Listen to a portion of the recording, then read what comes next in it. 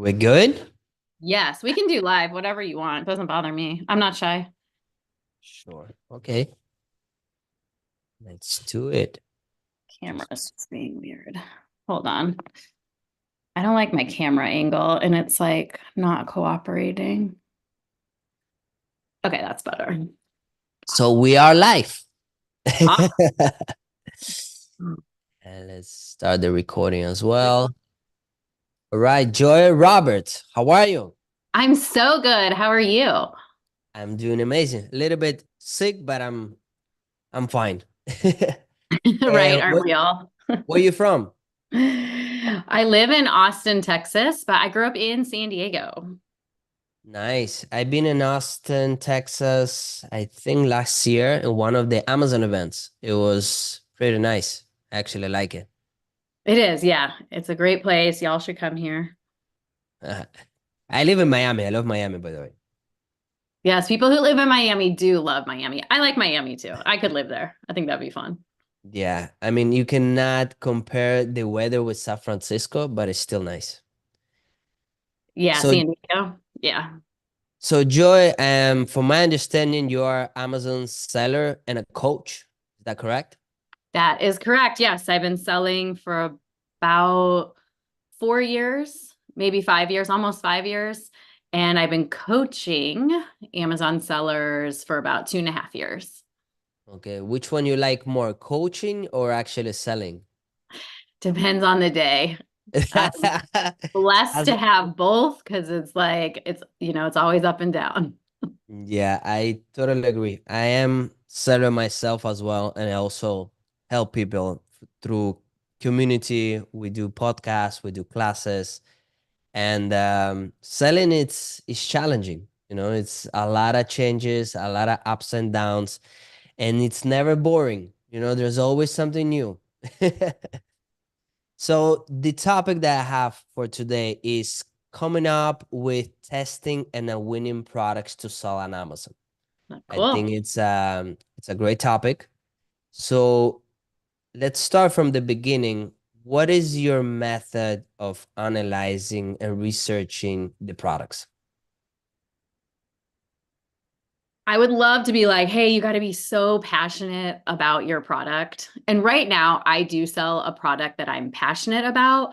But my first brand that I built from 0 to 1 million in 12 months, I was not crazy about the product.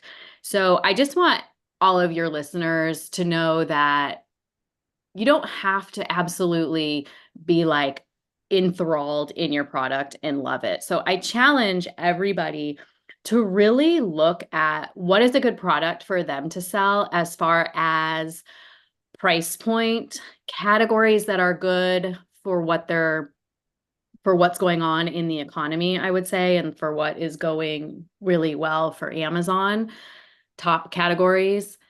And make a list of ideas, and it can be full of passions and it can be full of products that they think that they can win at. And I like products like that have really good margins.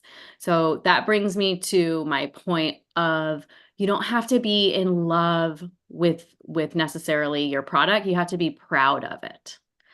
And Okay. the way that I go about finding that, there's several different ways. I love to look at trends on Pinterest. So if you go to like trends.pinterest.com, I like to see what is trending because Pinterest is ahead of the curve. So you could look right now on trends.pinterest.com.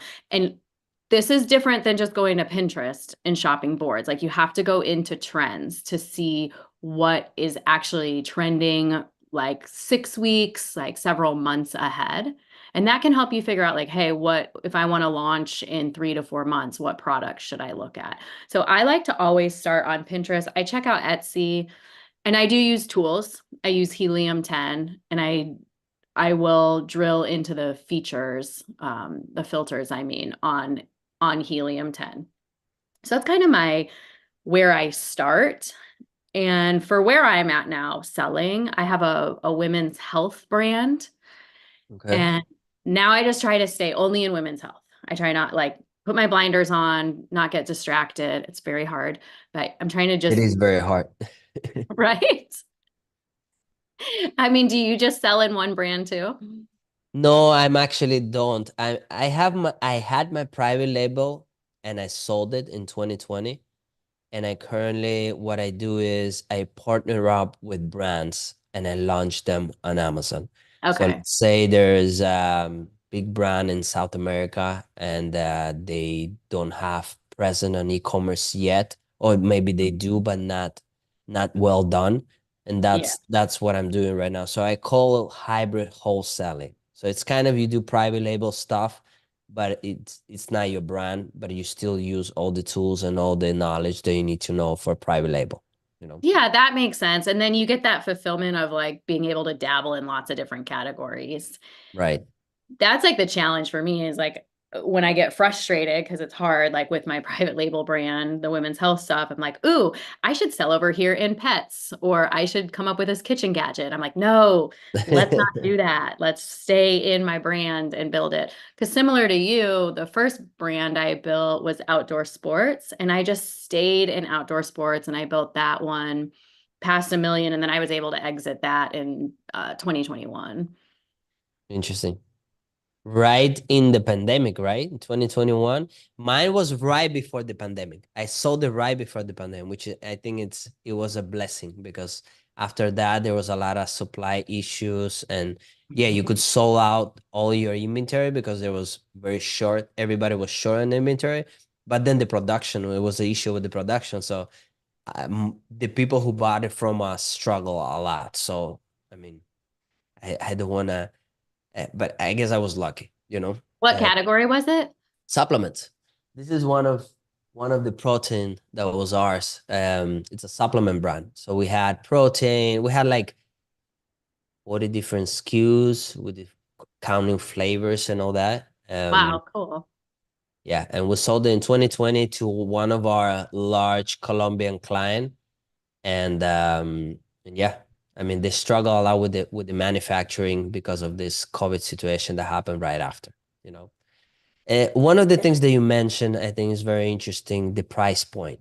You know, Mm-hmm. what is the price point now with all the new fees and new regulations and stuff that Amazon implementing? And it's, I guess, the price point is increasing all the time. So I would like your take out on the price point currently that should have your product. Yes, there is a balancing act between price. And I recommend now, I would say a couple years ago, I was like, you want to sell a minimum of $25. I would say now you want to sell at a minimum of $35 because of fees, margin. You don't want to be competing too much on price. But today it's the balance between being priced competitively and your margin, of course, but also being able to get sales because everybody still wants a deal. And Amazon is, does mess with your fees a lot and it goes up and down. And then maybe 1 month your FBA fees will be high and then you'll see them shift down and then they'll go back up. So I like to have a lot of room for error. So my big selling product in the brand that I exited, that one, I actually launched that one around $200. And then by the time I exited the company, that same exact product, I was able to push up to $400. And this is retail price on Amazon. I was buying it from my supplier anywhere from like $40 to $60. So I had a really healthy margin. And So Amazon, what is the healthy margin in your opinion is, you know, yeah, so I would say anything above 35% is good, 35%. but I like my margins personally to be 60 to 70%. And Oh that wow. comes when you're selling more expensive products. Um, and actually, like some of the stuff I sell now has like a 60% margin, but you can't come out of the gate like that. It's you launch around 35%, I think is good. Some people, depending on the competitiveness of the product, might want to break even. I support all methods. I just want to see sellers selling products that are going to give them enough margin for their marketing to test things out and also to make mistakes. Because I made plenty of mistakes my first year of selling. And the reason my company was still so successful is because I had that healthy margin. Right. You also mentioned trending products. Aren't you afraid of those? I mean, I personally stay away from those because trending products can be amazing, but it also can be really bad because once you maybe found the manufacturer, import your product, start positioning your product, and the trending is gone, you know? So, Right. So you need to be ahead of the trend. And that's why I like trends.pinterest.com. I don't look at what's trending already on Amazon because that's come and gone. You're in the past. okay. Pinterest is ahead of the game. So that's why I like trends.pinterest.com because they'll show you what search volume is going up and up in the future for like, anywhere from 6 weeks to a few months down the road. Now, on your point of too much competition for trending products, I focus so much on standing out from the competition. Like find your angle to stand out completely. I love like that you did supplements, right? Because just your label stands out alone. And that is like I have the same, I sell this right here. And like my label stands out against competitors. And then it's going to be eye-catching. They'll come in and see what marketing language I have that makes me better than my competitors. And I mean, this lotion I sell is very competitive. And that's why I work so hard on the packaging design. It's not the same for every single product. But yeah, standing out from your competition and making improvements. And I'm sure you experienced that with the supplement brand. Yeah, our biggest advantage was, which we really work on it, is flavoring. We try Mm. to do, because we cannot compete with the price and we couldn't compete with the best quality because there's huge brands were in the market. So what we try to do is to have a really nice flavor, you know, and a couple of products of our brand was star, because of the flavor. Like we had a very nice BCA, amazing flavor. We also had one of the proteins, like really good flavoring. So that's what really stand out. But in general, our category was very competitive, Mm-hmm. So the we really had to like, think how to be different. And again, one of the things that we found was flavor, and of course labeling the packaging. That was also one of the way of differentiate. So how do you convey flavor if it's on Amazon? Because you're not handing out samples. Like they have to take a chance Right. on you. Yeah, the good thing that we were not just selling on Amazon. We were also doing retail stores, and we also were doing international sales like Mm. Colombia, Mexico. So that will really help us to position the brand. It was not only Amazon. Amazon was one of the channels, but once you have that um outside demand, it helps a lot on Amazon because now yeah, people looking for the products on Amazon, the one that they tried in the store, you know. So it's that's why there's a lot of brands start from the retail and then they go to e-commerce. The other way around is usually a lot more harder in the category that is very competitive. True. I agree with that.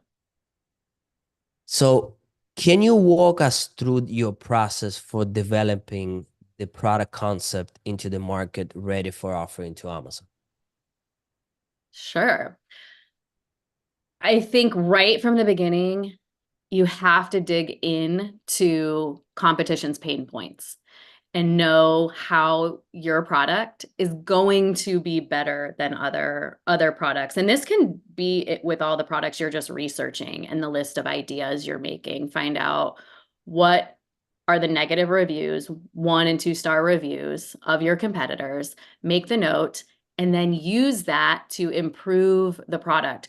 An example is I have a wallpaper company and there's these wall tiles that I sold, and they're made of bagasse, which is a natural fiber, and it looks like cardboard. And it's a really classy material, but it's the color of cardboard. And I was digging into some competitor reviews and they're saying, oh, well, this just looks like cardboard, but the material is great. And so right there, I thought, well, it's not hard to make this white or black or blue or red.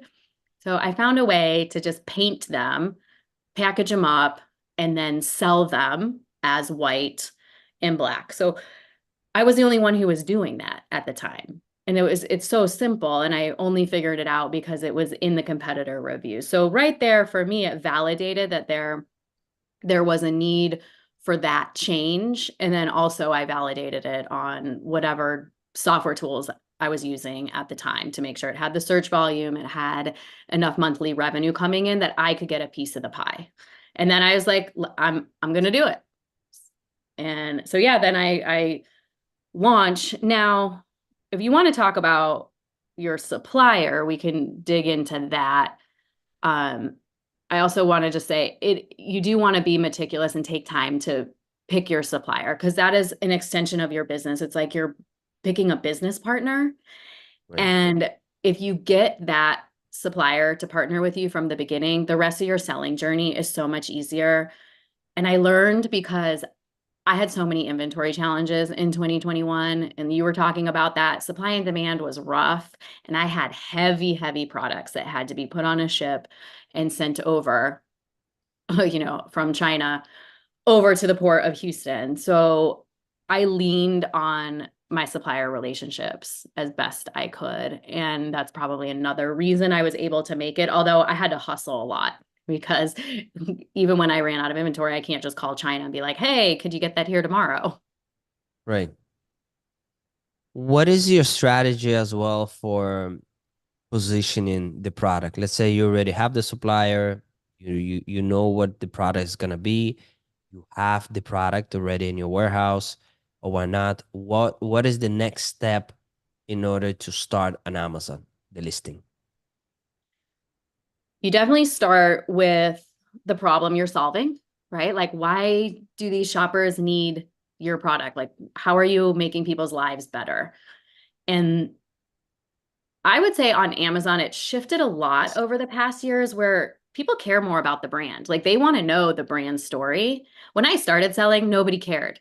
And now there's just so much with the brand story. And it might be that I sell in a different category, but I get so many calls and emails. So I work very hard on just being authentic and opening up about why I created this product and why this product is not necessarily better than the competitors. I don't like putting anybody down, but why this product will connect with the buyer versus anybody else's. And I think that is those little things will give you a leg up on the competition.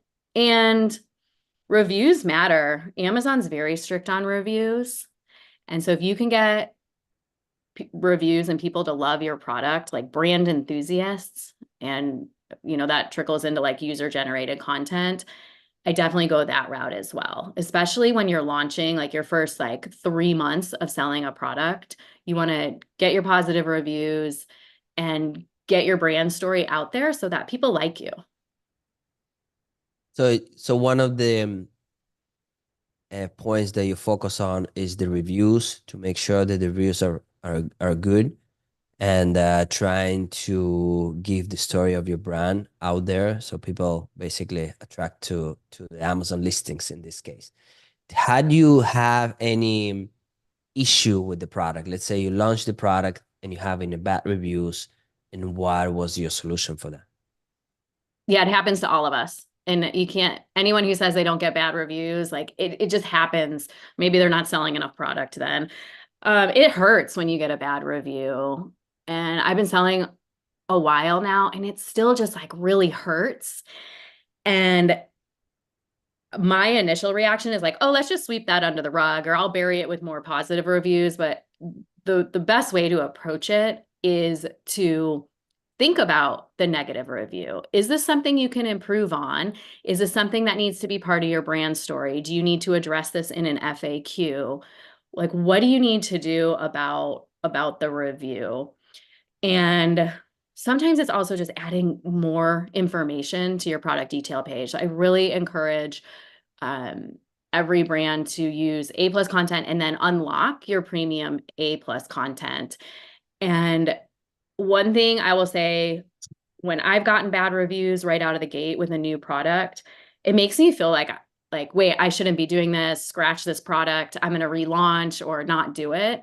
But you just ride the wave and you push through it and keep going, because the more people who get your product and the more you can improve on your product, it'll your sales will go up and everything will improve. There are so many people shopping on Amazon that these like 1, 2, 3 bad reviews, like those are just a tiny amount of people. What was your biggest challenge since you started your journey on Amazon? I'd say the biggest challenge that cost me the most money was the inventory challenges of growing too quickly in 2021. Inventory management, forecasting. I learned a lot about forecasting also, because when I was buying especially expensive inventory and writing those big checks was very painful, right? Because it's like you see all this money in your Amazon account. I'm like, okay, I do have to pay some people on my team, and then I have to write these inventory checks in the lag time with Amazon. So I learned a hard lesson with running out of inventory. I think when they were doing the valuation of my company, it was like $80,000 was lost for how much I ran out of stock. Even though I think in total I was probably only out of stock maybe 10 or 12 days, but over those periods, it was like $80,000 that I could have added to the top line. How did you find the solution for that problem? Or you still have that No, challenge? I'm good now. I'm actually way ahead of my inventory now, and I forecast very well. So I have my Excel sheets and I dig in and I forecast and I work backwards. And, Amazon, as you know, I think it's May 1st, is doing the low inventory fees. Right. So I'm going to be on top of that because I don't want to get hit with a low inventory fee. I mean, I feel you're still gonna get hit. It just depends on how much inventory do you have. You get less fee, but you're still gonna get hit with the low inventory fee. It's just gonna be the more inventory you have, the less fee is gonna be. But at the end, it's still, I think minimum is like 32 cents per unit. So it's additional fee. Well, I used to only be like 6 weeks ahead of my inventory right now. And I was like, you know what? I'm just going to be 3 months ahead. So Okay. I have more. That I was mean, my next question. What is your um planning for the inventory? I mean, how much inventory do you usually have in stock? I like to cut it close, but not anymore. So I'm Right. definitely gonna be 3 months ahead. Right now, my top seller is manufactured in Arizona. So I have that advantage as well. Okay. So Yeah. that's good. So you have a local, well, not local, domestic Yes. manufacturer. I have other suppliers that I work with. One's in the Ukraine, one is in China, and I did a little bit in Mexico. And the one in the Ukraine actually will fly the inventory to my house and I will just hold the inventory so I have it here. Um, and then same with China, I can put the stuff in China actually on air freight, like a small amount. So I have probably 500 units of all my products I have sitting in my house. Okay. That's great. How do you stay informed about emerging changes in the consumer behavior within the Amazon marketplace? I think living and breathing Amazon every day, I'm like over informed. Um, Selling on Amazon, and I know there's so many newsletters and great things, and I have a podcast and I love your podcast. But I think it's very important for all sellers to pay attention to their Seller Central account. And on the right-hand side, there's news and updates. And it's on your dashboard. So when you open that, just pay attention to it. And I don't act on everything right away. Like when Amazon launches a new program or something, I don't take advantage of it right away. I like to watch and see how it unfolds. And I'll read the forums of people's experience. And that's really how I learn. And I'll test stuff out. I test out all advertising. I think those are fun. Like I'm doing display ads right now, and I'll test out any new ad things that I can, because that stuff is good. But when it's like logistics or this, I I watch and learn. What inspires you to pursue the career as an Amazon seller and how it impact your life? Freedom, right? That's what I was really great in the corporate world. I loved my corporate jobs. I just wanted more freedom. I wanted to spend more time working out. I wanted to see my friends more. I'm a mom, spend more time with my family. And I did kind of feel a little guilty when I left the corporate world. Like, oh, I'm a woman. I should be like climbing the corporate ladder. And it fulfilled a big part of me. And then my Amazon business really did take on a life of its own, to where it replaced my income and it needed so much of my time. So that was motivating. And I haven't looked back since, right? I'm like all in on all things Amazon. I think when people commit to e-commerce and selling products online, you just become more knowledgeable, which will lead to your success, whatever success is to you. To me, it's freedom for my time. Joy Roberts, thank you very much. I appreciate for your time and for your knowledge. Thank you to be with us. Thank you for having me.